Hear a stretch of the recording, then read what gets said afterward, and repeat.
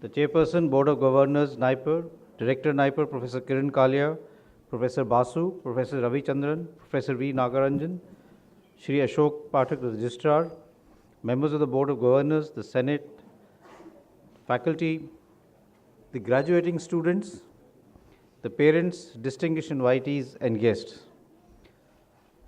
First of all, I'm delighted to be here on the occasion of the 6th Convocation of the National Institute of Pharmaceutical Education and Research, Ahmedabad.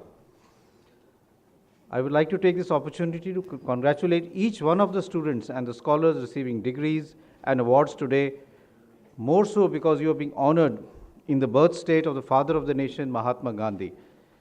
And it's apt that we are celebrating the 150th anniversary of the Mahatma this year.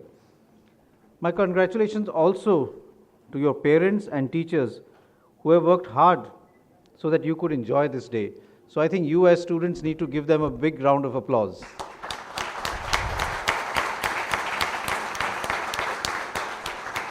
Thank you. You, dear students, now belong to a fortunate few in the country who have had access to one of the best educational experiences in the country, and I cannot think of any leader or a better person to idolize than Gandhiji, whose values you should inculcate in life for service to humanity as you enter the next phase of your life, forging ahead from being a student to a young, responsible citizen on whom the future of our great nation rests. It is well known that a country's development depends on providing quality education in all areas, and in the 21st century, it is centered on science and technology. In many ways, we are living through a revolution in science and technology, and I think all of us who have lived through the last 15-20 years realize that. Therefore, in today's address, I wish to dwell upon the current scenario in healthcare in India and the role of technology and medical education in nation building. And I think it's important for you as you enter this new phase in your life where you as the young, ignited minds can really make a difference as far as the future of the country is concerned. Healthcare in India has come a long way in the 7 decades since independence. If you look at our average lifespan, it is much higher than what it was before, and many diseases have moved from being lethal to treatable, and some, like smallpox and even polio, have been eliminated. From an average lifespan of less than 50 years at independence in 1947, to now when our average lifespan is around 70 years, we have made major advances in the health sector. However, despite advances in different areas and overall growth of the Indian economy, access to quality healthcare remains challenging. India shares the global burden of disease is around 20%, and I think this is quite significant. And if you look at data, the last 2 decades have seen a marked shift. We are actually now seeing what many people call a dual disease burden, with the continuing prevalence of certain communicable diseases and a spurt and actually a dramatic increase in non-communicable diseases.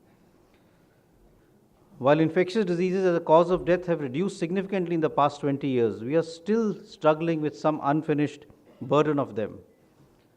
Unfortunately, because of infectious diseases like tuberculosis, diarrhea, and respiratory infections, we still have a huge burden, and these diseases are associated with poverty. The burden continues to be heavy, especially in the marginalized population of our country. In effect, India is ranked the highest among the top 30 countries as far as tuberculosis disease burden is concerned. And in 2018, India alone had 2.74 million new cases of tuberculosis. 23% of all TB cases in the world occur in India. It is estimated that 1 person dies every 2 minutes due to TB in our country, and we have the second highest multi-drug resistant burden of tuberculosis in the world. It's because of this that our Prime Minister has given the call to eliminate tuberculosis from 2025. And I think this is a big challenge, and this is something that the challenge has actually been thrown to young scientists like you as to see what can we do to eliminate tuberculosis and the burden that it causes both in the lower socioeconomic status and across the country by 2025. We're also seeing a lot of newer diseases which are emerging. If you remember, about 15 years ago, we had this huge concern of H5N1, which is known as bird flu. We had a pandemic of H1N1. We had Ebola, and we had one case of Ebola in our country.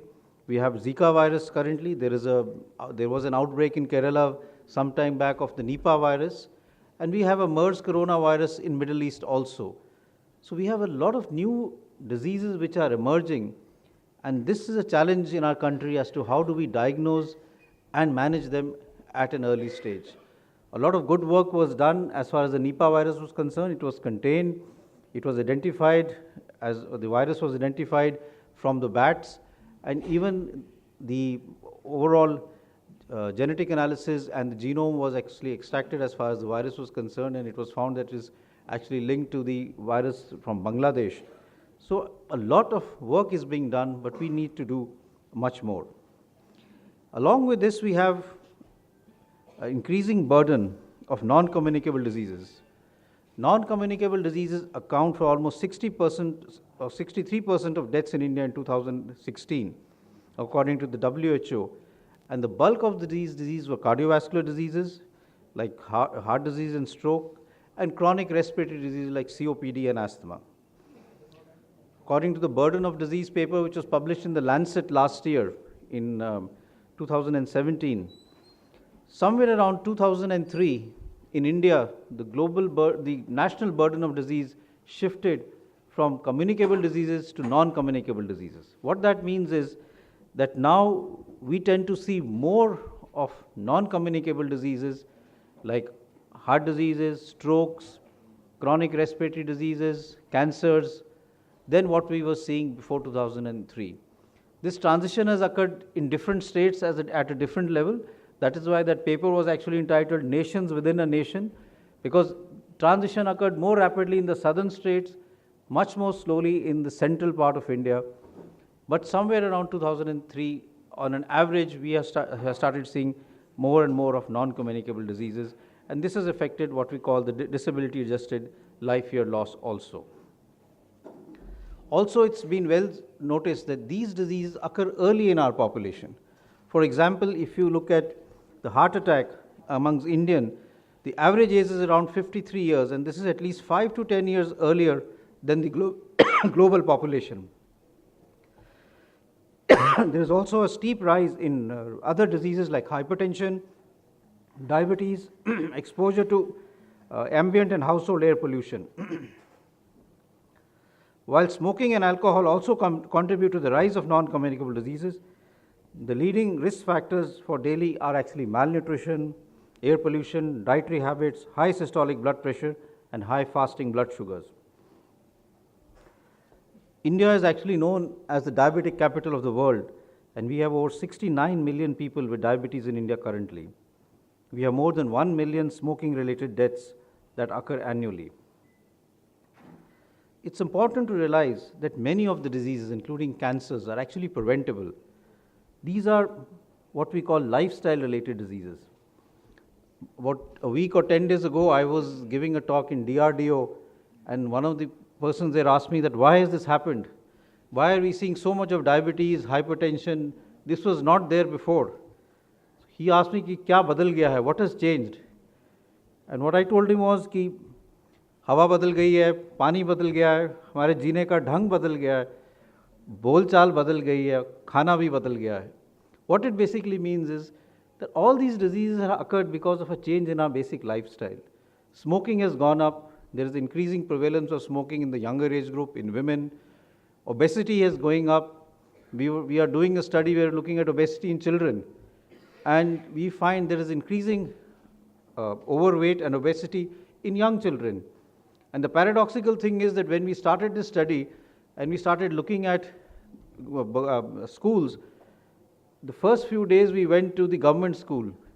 And I must tell you that we just got 1 or 2 students who were obese. And I was very worried that how will we finish this study. The next day we went to a private school. And in one day we got 300 children. So that itself became a study. That in our country there's a huge shift based on socioeconomic status as far as overweight is concerned. And that's because students in that category spend more time on computers, going to coaching classes, less time playing outside, And that is why a lot of these lifestyle-related diseases have started becoming more and more common in our country. Therefore, in this current era of lifestyle-related diseases, preventive health becomes very important if we as a nation are going to tackle these lifelong diseases. Lifestyle diseases are lifelong diseases. If you have hypertension, if you have diabetes, it's not like dengue that you take treatment and you're finished. The disease will be with you throughout life. You will need antihypertensive drugs or anti-diabetic treatment throughout your life. Therefore, it's important for us to inculcate habits which are good, and this is what we had in the previous generation. Our generation and subsequent generations actually lost these habits, and that has led to a huge burden of diseases which are actually lifestyle-related diseases. This is a big challenge as far as India's healthcare structure is concerned, because India's existing healthcare infrastructure is inadequate to meet the needs of the population. Access to healthcare depends on many factors, including affordability, acceptability, awareness, availability, and quality of care. While primary care is provided mainly by the government, but the fact remains that almost 70 to 80% of consultations for a symptom or health issue is in the private sector. The central and state government regularly updates their healthcare schemes in order to offer universal health services to all, such as free treatment as well as an essential and improved drugs at government hospitals. However, most hospitals are understaffed, underfinanced, and this forces patients to visit the private medical practitioner's hospital, which leads to an increasing out-of-pocket expenditure.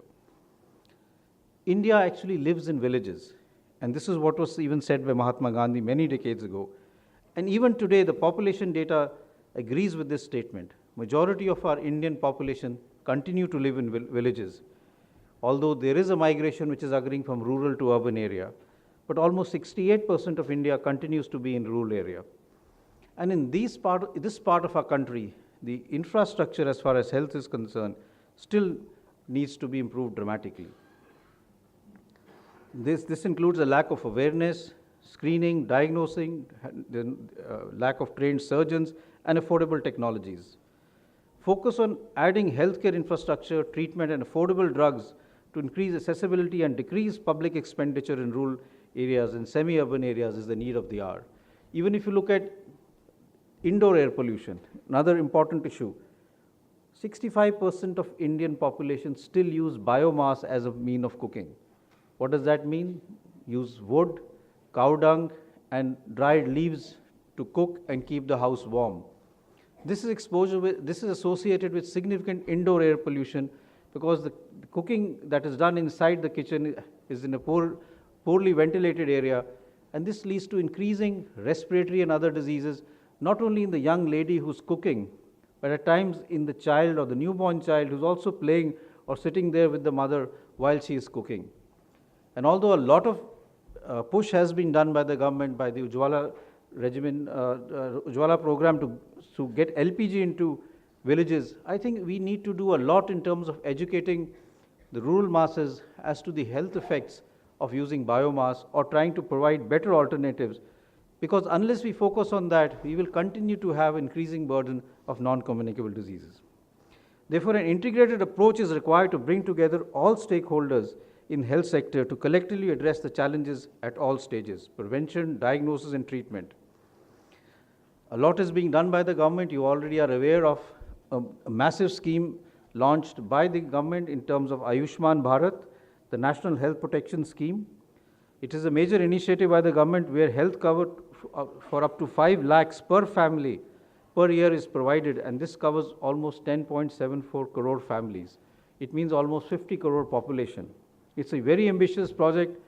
The challenge is to implement it and see that it works properly.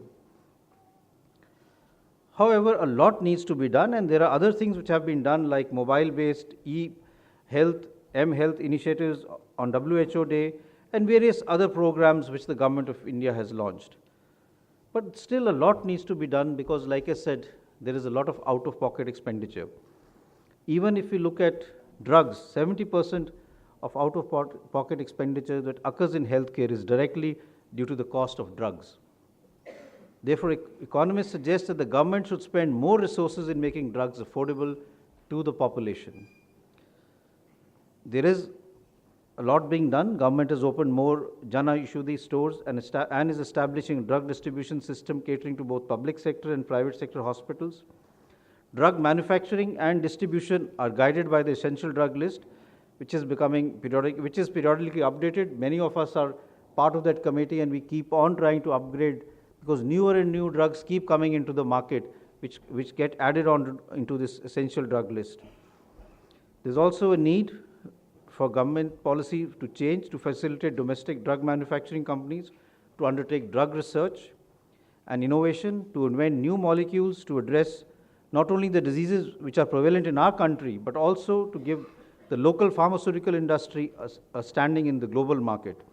And I think you as young individuals entering into this field should take this up as a challenge to become entrepreneurs and see how you can make this industry an industry which can stand up in the global market. There has to be increased investment in research and development and technology that can facilitate improvement in manufacturing process. There has to be incentivization of key technologies so that this becomes more and more useful. There is also focusing on cluster development to boost manufacturing, to encourage setting up chemical and pharmaceutical clusters in close proximity to each other. This will enable companies to build scale and reap benefits of vertical integration. In my opinion, there has been limited industry and academia collaboration, as academic institutes in the country have largely maintained a focus on publication, whereas businesses are looking for innovative solutions for academia to help meet patients' needs and market demands. So there is a disconnect between what we do in various academic institutes and what the industry needs. And if you look at what is happening in the global market, this disconnect is actually becoming less and less. And there is a huge connect between academia and industry, which actually benefits both sides.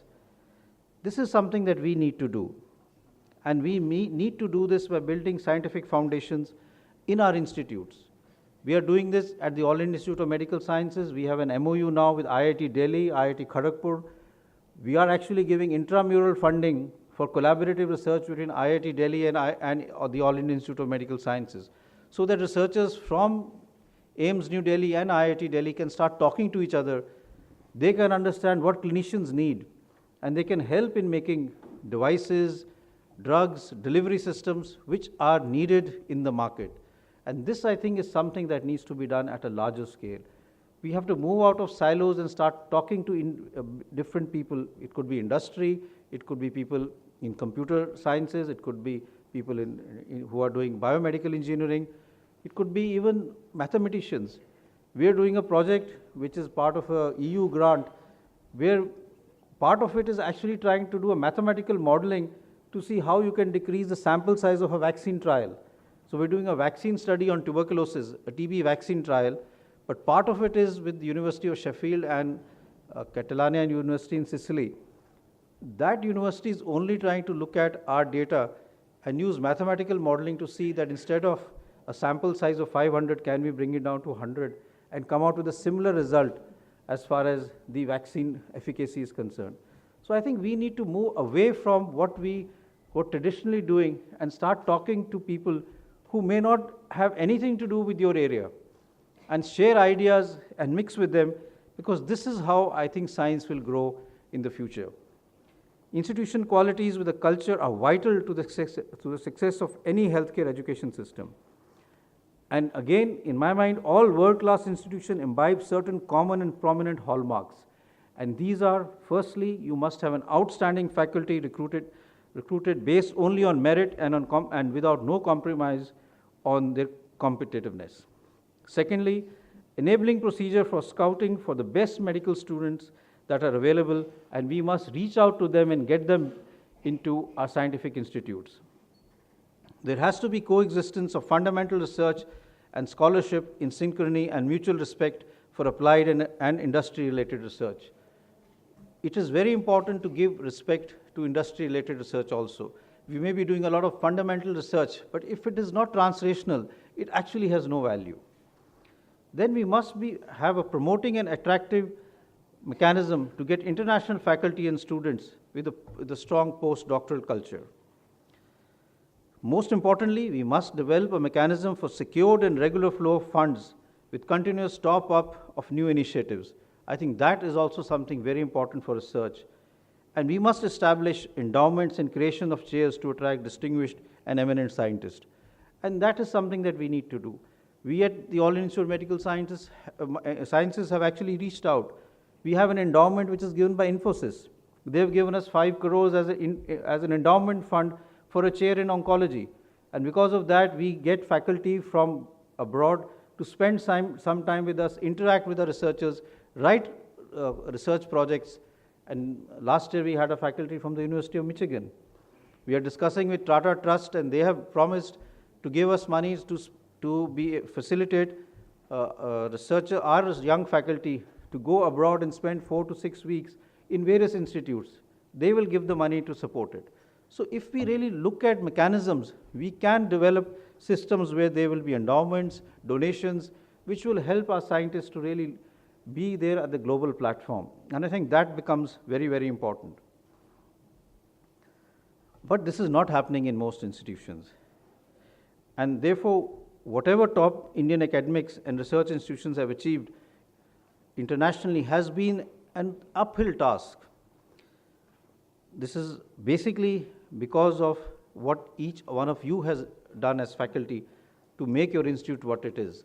Unfortunately, we haven't developed a mechanism to support the type of work that you're doing, and I know the extensive work that the faculty has done over the last few years as far as NIPER Ahmedabad is concerned. I congratulate you all, but I understand that this is an uphill task, and that's why I feel we need to develop mechanism if we need to promote research of high quality in our country, a mechanism which looks at funding, which looks at getting quality into our country, and which looks at supporting research in a big way. I feel privileged to be part of the All India Institute of Medical Sciences, which is an exceptional institute in the sense it makes discoveries, life-altering research, and transformative care appear routine. But this seemingly routine work in AIIMS is the result of untiring toil of thousands of faculty members, scientists, nursing personnel, engineering staff, technicians, sanitation, health attendants, and students. So it's a teamwork which matters. No one individual can take an institution up. And therefore, I think all of us need to work as a team and work together.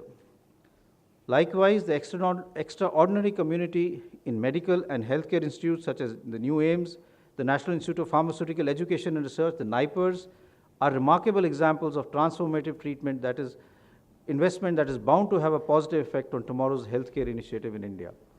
And therefore, I think you as young students and who are passed out are actually at the cusp of something that's going to happen in our country very dramatically over the next 10 to 15 years. Pharmacy as a concept is not new in India. Both Ayurveda and Siddha started in ancient India, and at that time actually drugs were basically herbs and animals. And I still feel there is a lot in Ayurveda which we have missed out and we need to re-look at. The opening of a chemist shop by Scotch in Calcutta in 1811 was the landmark as it saw the start of and the initiation of the profession and practice of pharmacy in India. And you are all aware of what is subsequently. In 1932, the first undergraduate course in pharmacy was started in Banaras Hindu University by Professor Prof, who many consider the father of pharmaceutical education in India. We had the Pharmacy Act in 1949, and the Pharmacy Council of India was established also in 1949 by the Ministry of Health.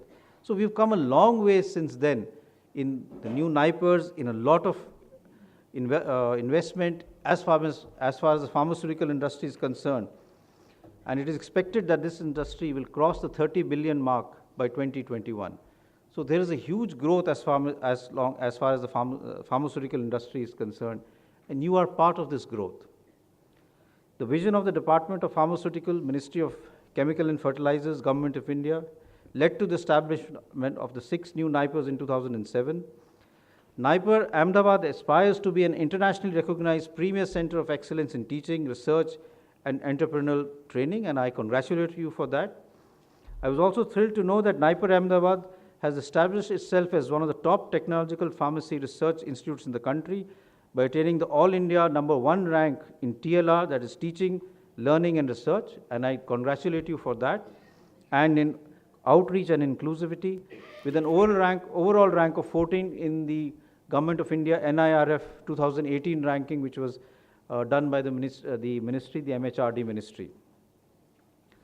The interdisciplinary courses and culture diversity at NIPER Ahmedabad, combined with the collaboration at global levels, spark the spirit of innovative research and an all-round development of its students. I extend my congratulations and warmest wishes to the institution stakeholders, especially Professor Kiran Kalia, Director, NIPER, and the academic fraternity of NIPER Ahmedabad for achieving this feat. In my opinion, pharmaceutical sector, both in the area of education and as an industry in India, is set to expand and grow in a big way. To achieve this, all stakeholders have to think outside the box and be innovative. Medicine is rapidly changing, and to bring that into education, we need to keep re-evaluating the curriculum. We are doing that at our institute itself. We feel that the curriculum is getting outdated. We need to focus more and more on skill development. So in our undergraduate curriculum, we have set up a SET facility, which is skill, e-learning and telemedicine facility. And now we are trying to relook at the curriculum where the students actually spend more time in the skill facility, learning skills. It could be just intubating a patient, putting in a central line. And I think that needs to come into many, many curriculums. There is also a lack of industry and clinical exposure, and many institutes' practical and lab training continues to be unskilled, and there is very little focus on research training. Active participation of industry can be considered for training the students.